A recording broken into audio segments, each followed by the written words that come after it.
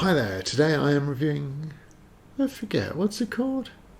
Oh yeah, Memory Man by David Baldacci, and yes, that was a dad joke to kick things off. Memory Man is a 2015 novel from the relentlessly prolific David Baldacci, his 30th adult novel, and the first featuring Amos Decker.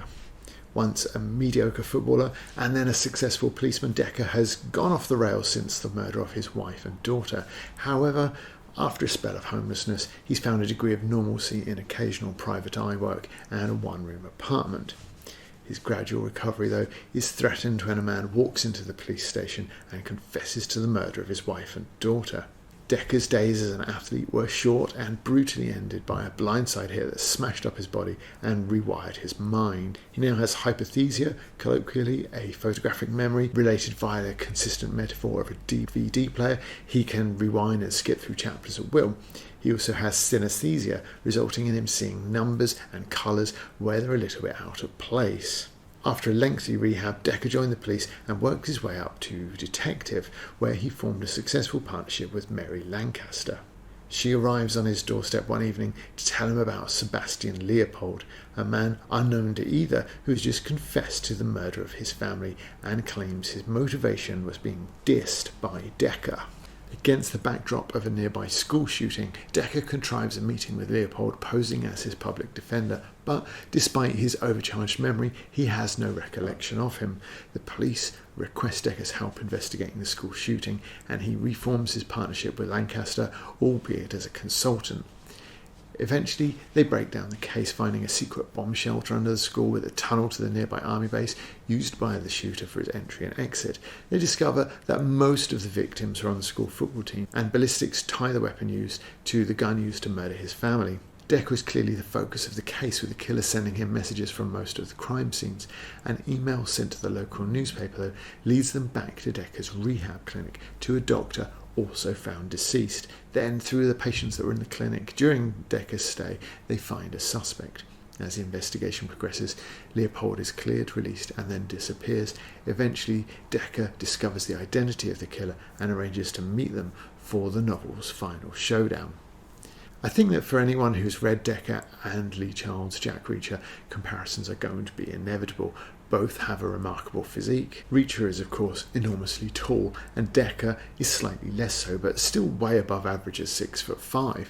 Decker is enormously obese as well, despite his time homeless and jobless.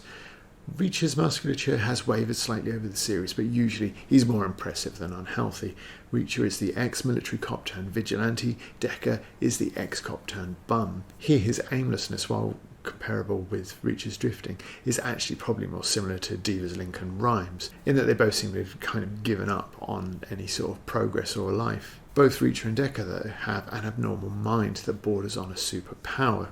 This was more pronounced in the earlier Reacher book. Now he relies more on those muscles of his to solve his problems. Decker's ill health also comes and goes, if I'm being hypercritical. I say hypercritical because his past as a footballer would naturally lend itself to a degree of physical capability. There must be some natural brawn underneath all the winter insulation. But his few physical altercations, far fewer than Reacher would have had in similar circumstances, all go his way, with only a few instances where his body lets him down, and those are not key moments either. The most significant difference between the two supersized protagonists is that Reacher carries himself with a degree of charm, while Decker is rendered socially awkward by his brain injury. Part of this is related in lengthy physical descriptions of the people he meets. I have some videos on such things, but here it does kind of work. The descriptions, though, are generally focused on the minutiae. Decker doesn't do lunch by half, so he shouldn't do anything else in small measures either. And they do create a relentlessly negative view of the world he inhabits, in keeping, of course, with the trauma he's suffered. Neither people nor property get off lightly, and this is his partner, Mary Lancaster. She was stick-thin because of the cigarettes and gum, which was always substituted for food and drink. He was probably having more food at this one meal than she put away in a month. Her hair was pasty blonde, her skin wrinkled and splotchy, her nose was crooked, some said from an encounter with a mean drunk when she was a beat cop. Her small pointy chin seemed overwhelmed by her disproportionately large mouth, where uneven and nicotine-stained teeth lurked like bats hanging in a cave. He follows that up with the rather redundant "she was not pretty," perhaps explaining in part why this novel is 571 pages long. But if these consistent and overtly negative views are a subject of the condition that has left him unable to read social cues and overly analytical, I find the over-the-top simile at the end to be an unlikely bedfellow with the rest of the analysis. This is the introduction that the reporter Alex Jameson gets on her first appearance. She was in her late 20s, pretty tall, slim and brunette, with her hair cut short around her ears that weren't pierced even for earrings. He saw attached letters on her left wrist where her sleeve rode up. Iron Butterfly. Well, they did make a comeback after she was born. Her eyes were a dull blue that clashed with her complexion. One of her incisors was chipped, her nails were bitten down to the rims, her right index finger had been broken and healed badly with a little bend to the middle, and her lips were overly thin and chapped. She didn't smell of smoke, drink, or perfume. Her clothes were not new, nor overly clean, but they rode well on a tall, slender figure. She had a dark blotch on the inside of her right middle finger where a pen was held, not just a keyboard clicker then. She used ink. Her face held the wonderful enthusiasm of youth, as yet unblemished by life. Unblemished by life, perhaps, but still blemished by dull blue eyes that clash with complexion, chipped teeth, broken fingers, thin chapped lips and blotchy fingers. But at least she doesn't stink, even if she doesn't wash very often. But just even using that word dull in front of blue, at the start, it contradicts with the final assertion. Dull blue eyes suggest a dull person. Dull eyes that clash with your complexion is something you'll never change or grow out of, short of cataracts anyway. This is, despite the actual words used, one of the more positive descriptions, but then it needs to be because amongst the grit and grim of the story, Jameson is clearly being set up as a ridiculously unlikely future love interest for the sweaty and grim Decker. After publishing a hit piece on Decker in the local paper, she's enlisted onto the investigation team when she'd make a far more credible victim or suspect. And not a single good reason is given beyond Decker going, "All right then," and neither the chief of police or the FBI say no, even though her absence of qualifications, incredible danger, and her total lack of experience would give them good reason to. Baldacci's hatchet job on Lancaster excludes her from any potential romance, but Jameson's is broadly similar until the author's assertion that it isn't, even though it clearly is. The plot, to its credit, does include a pretty good investigation, reminiscent of some of Lee Child's stronger efforts, so the cat and mouse effort here is decent, and though Decker's supercharged memory telegraphs that end that can only disappoint early on, the chase hots up well enough and you almost start to believe otherwise until the number of pages left in the novel confirm what you suspected all along, that the bad guys will have to explain their motivation, and it will be a touch disappointing, because if Decker with his flawless memory can't remember somebody with a good enough motive for taunting him with a string of murders, then there just isn't one, even though the general quality of the story makes you hope for one. The attempt at a twist is a noble effort to make something more out of an ending, but the error that gives the game away could be argued to be a little at odds with the cold calculation and preparation that's gone into setting up the game in the first place. The protagonist holds the interest even when the author labours over his methods and history a little too much in the early going. When Baldacci decides he's repeated both enough, the novel is far stronger, the plot more engaging, but at its weakest when Decker wanders the school halls for the fourth or fifth time and recalls the football player that injured his brain for the fifth or sixth time. The stakes are sufficiently high and the murder sufficiently evil that anyone with an interest in this sort of genre will want to see how it turns out. And then Decker's cross-country investigation steps up. With each step, he's one behind the antagonist, and the rushing to and fro livens up a plot busy enough to entertain and hold the interest. Baldacci is unlikely to win awards for his prose, but he can tell an interesting story. To claim that Baldacci is a good writer, though, would be quite generous. Sunrise. The clouds had gone, and with them the rain, so it was a true sunrise, where the colours changed at first subtly, and then suddenly transformed the heavens in a way that no other occurrence could, short of a nuclear bomb and its towering mushroom cloud. Yet both were transformative in their own right. One side of the world was lit, and the other enveloped in blackness. The bomb's kiss was real. The sun's movement was a metaphor for either darkness descending or lightness arising. Well, only if you're using dark light in an enlightenment sort of way. Otherwise, that's quite literally what it's doing. Though I'm sure Chomsky, before he went crazy and started living in a cave, would argue that the idea of descending and arising are metaphors themselves. There are metaphors here. A bomb's kiss, for example, the one that he says is real.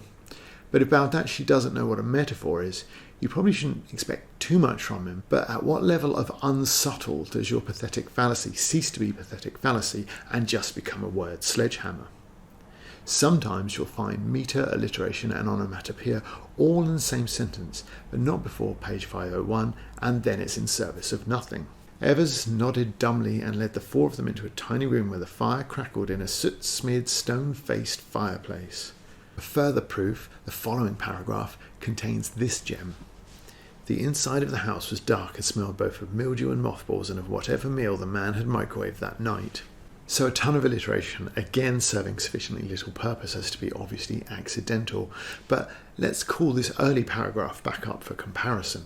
She was in her late 20s, pretty, tall, slim, and brunette. The arrow here is pointing at an Oxford comma. We use those in a list for clarity. For example, the house smelled of both mildew and mothballs and whatever meal the man had microwaved that night. Here the house smells of two things, mildew and mothballs, and the meal. In this sentence, there are three things, and the house smells of both three of them.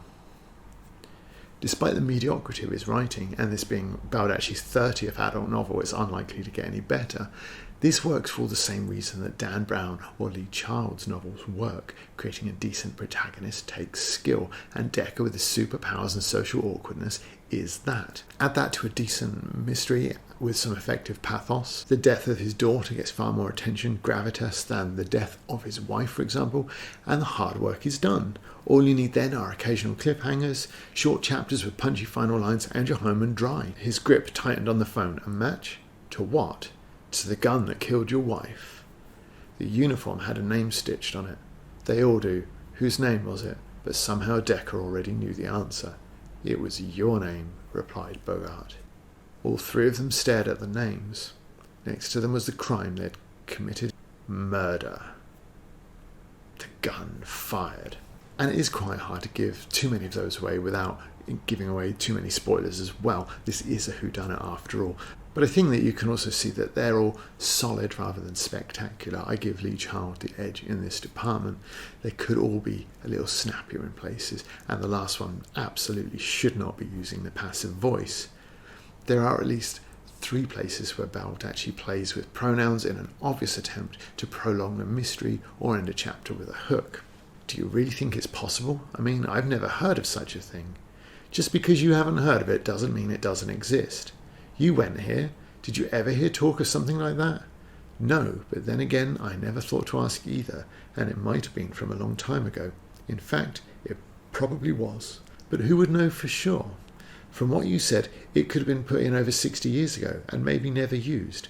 Anybody who might have known about it is probably dead, or nearly so. In conclusion, there are probably a few valid reasons not to like Memory Man. The most egregious one is the mediocrity of Baldacci's writing style. However, the protagonist is decent, and the mystery builds nicely to a cat and mouse chase across the country. The theme of a school shooting adds real villainy to the villains and stakes to this story. Baldacci works in the same way as authors like Dan Brown and Lee Child. If you like their work, I suspect you'll find a lot to enjoy here. And if you don't, then this is probably not for you, though rather more investigative than the Rock'em Sock'em Jack Reacher. It is not in the same league as better crime authors such as Thomas Harris or Jeffrey Deaver. So hopefully that can help you make an informed decision on whether to explore this novel or the wider Amos Decker series, or perhaps something else from the considerable Baldacci collection. Generally, I found it to be easy to read, and it successfully held my interest, balancing my doubts about whether Baldacci could make the landing, he probably doesn't, with an increasing belief that it'd be entertaining enough anyway. And it was, if nothing else, with 110 million copies sold and this novel weighing in at breeze block proportions, at least we know who we can blame for deforestation. Thanks for watching. You can't send any literal love, but metaphorical love can be found in the form of the like, subscribe and bell icons. Click all three if it pleases you, and I will see you in the next one. Bye.